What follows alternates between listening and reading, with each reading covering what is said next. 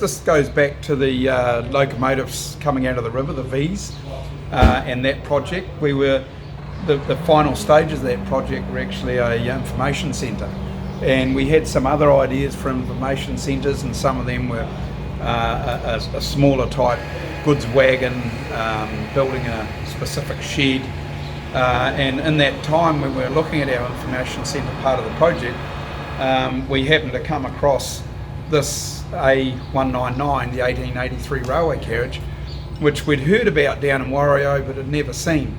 And as it turns out, the people that owned the farm down there that it was on, I sort of know them through hunting circles, and we forwarded a plan to them of how to get it out, and we put the A-team back together, the ones that got the locos out of the river, and went and had a look and assessed what the logistics of getting it out were.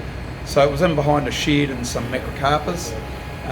We went down there and cleaned the old broken down shed, trimmed the trees back. The Montgomery family were very obliging to us and very happy to see that it was going to go, and I explained to them what we'd do. We'd preserve it and turn it into an information centre at the railway station on track, and they were very excited about that, as it meant a lot to them over the years being on the family farm. So we brought that up here in September, and it's been down on a section in Lumsden at Rob Scott's place. Jane's been very obliging, having us working in there and in and out, and sanding, and Gordon working on the timber work. And so we, through lotteries, they assessed the idea of a rather extended information centre, and they obliged us there and liked the idea of what we were doing within the same project. So we had the funding as well, and we moved forward. Since really February, we've been working hard. There's been a fantastic team behind here. There's Gordon Lawrence, Rob Scott does a lot of the logistics for me, and the trust, and then we had an enthusiastic team of painters and strippers and what have you, and stripping paint down and trying to get it back to how it was in 1883 when it came out of the Addington yard. And we've done a lot of investigation into what the inside would have looked like, what the outside colour was. We found some paint on the carriage that we got a colour match on a Pantone International colour chart, and we got samples either side of that through Resines and Winton, and we came up with a colour that we thought was about right. And before we went ahead and used that colour, we actually floated that amongst different people that we used for advice with the Heritage Trust, and they all sort of agreed that this is pretty much what the colour is. The moment of truth.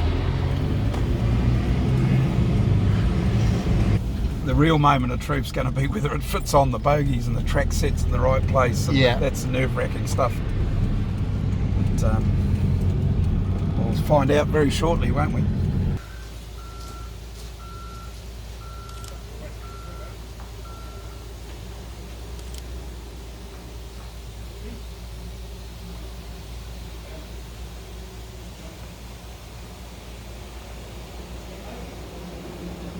So we've got it to this stage. We've got the bogies from Ocean Beach Railway. They had a set there, thankfully, and we sent those down. We got those from Dunedin down to Invercargill.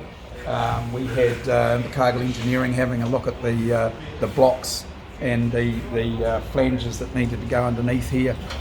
Southern Insulation, they stripped them down, sandblasted them, and then undercoated them, then painted them, powder coated them. So they've been here for a little while, and then today was a big day in getting the carriage here, and to be finished off with. We didn't put the windows in prior because we didn't know whether they'd warp and break if we moved it. So we've got Riversdale Joinery coming up to join up with Gordon Lawrence, and they're going to fit the windows as soon as possible. So we have the carriage secure. As we speak, we've got Clark McCarthy and Gary Hodson, Clark's dad, and Gordon working down the end there, trying to get the door latch to lock so we can secure it all up. But I'm absolutely ecstatic that today this carriage is here. In the next 3 weeks, Jason Gorton of Gorton Building, they're coming in to put the rest of the core steel shed over.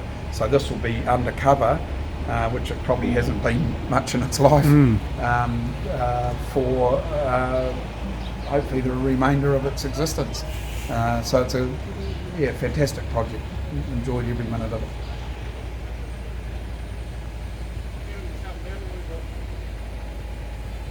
Realistically, in the next couple of months, this should be just about finished and ready for opening, which will be exciting in itself. You'll walk through the first class compartment and experience pre-1900s, so the 1800s to 1900s, the story of the V's, the stories of this carriage here, the story of the A525, which was also had worked on the Ohio Railway Board. This has worked on the Ohio Railway Board. And then into the second class you'll walk through and you'll get the 1900s through to the formation of the Trust in 2013 and the projects that we've taken on since then, and any other projects that we've got in mind at the moment. So I actually blame Clark McCarthy because when we were doing this one and talking about it and getting A199 here, Clark suggested to me, why don't you look at trying to complete a heritage train at the Lumsden platform? And I hadn't thought of that idea. But when I ran it through and discussed it with him and Rob Scott, we actually thought that was probably a good idea. In the 70s, obviously, the Kingston Flyer ran out of here. Most of that infrastructure was around the 1900s plus. The locomotives were ABs, and the carriages were, I'm not sure, but more than likely 1900 carriages. And I couldn't tell you, but at a guess, maybe 80 years, 100 years possibly, that since there's been a heritage train at this station.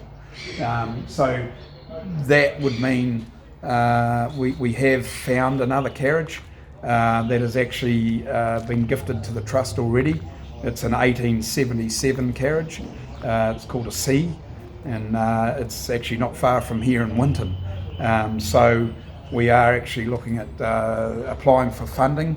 It's one of 3 that are left in the country, and that carriage there's only one on track, and the other one's in a shed at Nelson, and there's this one that's been sitting quietly behind a house in Winton